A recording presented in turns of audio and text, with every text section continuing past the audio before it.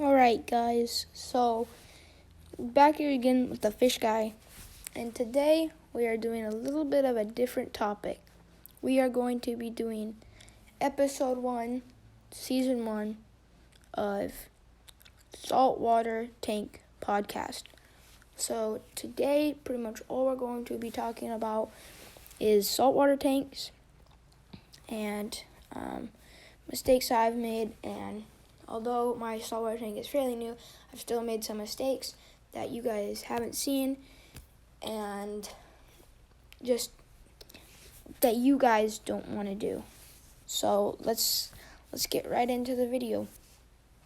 Alright, so first off, we're going to be talking about your salt level. So everybody thinks when they think of a saltwater tank, they think about salt. But saltwater tanks is just a lot more than just keeping your salt level good. You need to have everything else good, not just salt. There's so many more parameters, and keeping those solid are very important too. So now it depends on if you're keeping coral or just fish, but if you're keeping a reef tank, so coral and fish, you're going to want to have a salinity about 1.022 and 1.025. No less than that, and definitely no more. Less will hurt your coral depending on what coral it is, and higher than that really affects your fish. And let's jump right into fish. So obviously you guys know that I have a 20-gallon, so I can only have about 4 fish, like you guys saw. 2 cardinals, a clownfish, and a damsel. I have a shrimp and all of that. I would just say that you would want to make sure that you get healthy looking fish from whatever pet store you are getting it from. And also that you are going to want to make sure that your tank has cycled for, I did 2 weeks before I got my first fish, which is a pretty long time. You could probably do a week. Just gotta watch that salinity.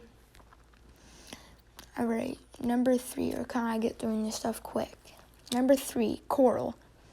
So I would recommend getting soft coral, especially for beginners, because hard coral are so much harder to manage, where soft corals are easier. It depends on your tank. Some people actually feed their coral like brine shrimp and krill. But a lot of times, depending on what coral it is again, you can just have it stay in there, and it will kind of just cycle through your tank, and putting a little bit extra food in there is not bad. Alright, and then also, to keep your coral alive and healthy, you're going to want to make sure that you have the right lighting and all of that good stuff. So let's move on to live rock. Live rock is very important. That's where your bacteria will sit, and it's very good for getting your cycle started. So once you get your salinity right, I would definitely 100% recommend getting live rock, because it gets your cycle going a lot quicker. You gotta be careful if you're getting live rock. Like you guys know that I have a bristleworm problem. That's why I have my coral banded shrimp in there, is because he will take care of those bristleworms for me. And yeah, you just got to make sure that you don't have fireworms, because fireworms can really, really be bad for your tank. And bristleworms can too, once your population gets really, really high, or you have too many of them. And so that's just my recommendation. Everybody has mixed emotions, but once they get really big, they can start taking down fish and crabs and snails. Number what is it? 5, I think, is cleanup crew. Cleanup crew is so important. Without my cleanup crew, my tank would not be as good. As you guys probably saw, if you've been following the Saltwater series so far, that the bottom of my sand has been getting really dirty. And so to help that stay clean, I got these nurseurious snails, like in my last saltwater video. And the nurseurious snails, what they do is they live in the sand bed, and all they do is they clean. They eat your fish poop, they eat all your algae on the bottom, all your detritus, everything down there. Also, cleaner snails, I have 2 in there, so what they're supposed to be doing is cleaning the sides, although mine are on my live rock. And then your hermit crabs are optional, but I like crabs a lot. I like crabbing, so I just wanted to kind of bring that saltwater crab theme to my saltwater tank. And never, I repeat, never get emerald crabs unless you're doing an emerald crab only tank, because they will destroy and take over your tank.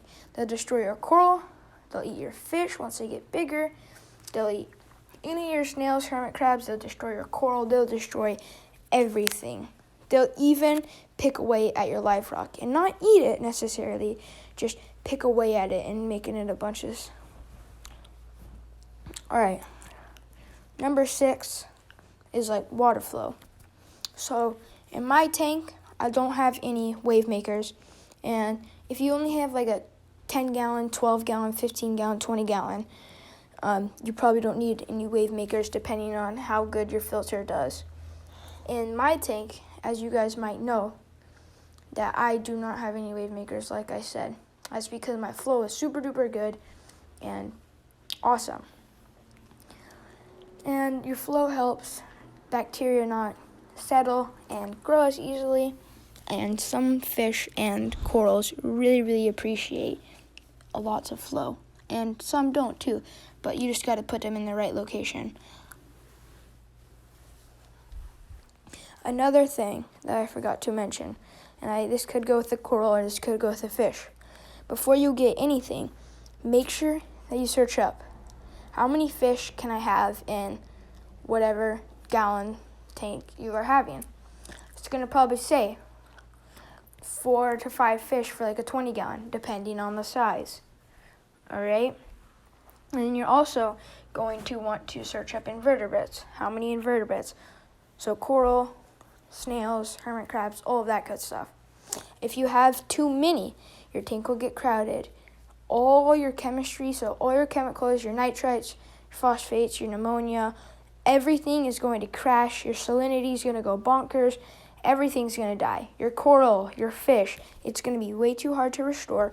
And luckily, I have not hit that yet, but I just figured that out just a little while, just like a couple days ago. So you're definitely not going to want to overcrowd your tank. And that's probably why I'm not going to get a lot of coral, because they're kind of harder to take care of. And they're also can make your tank bad. Alright, I have no clue what even number we're on anymore, but last and not least, I just wanted to talk about your sand, so your substrate. You can have sand, you can have no sand. Some people say no sand is better.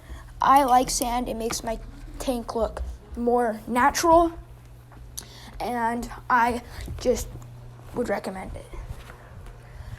Alright guys, thank you so much for listening. If you got all the way here, you are the best, and I wish you the best of luck if you want to get a saltwater tank. If you're just starting the fish hobby, 100% recommend getting a freshwater tank so you can get familiar with fish. As you guys probably know, I have 3 freshwater tanks in a 300-gallon pond, so I'm pretty familiar, and I've owned a freshwater tank ever since I was 2 years old. Alright guys, thank you so much for watching Season 1, Episode 1 of the Saltwater Podcast. We'll be doing a freshwater podcast, Season 2, Episode 1, 2. So make sure you guys stay tuned for that. We'll be freshwater fish lovers. And we'll also be doing a feeding video shortly. Thank you guys so much for watching. Till next time, peace out.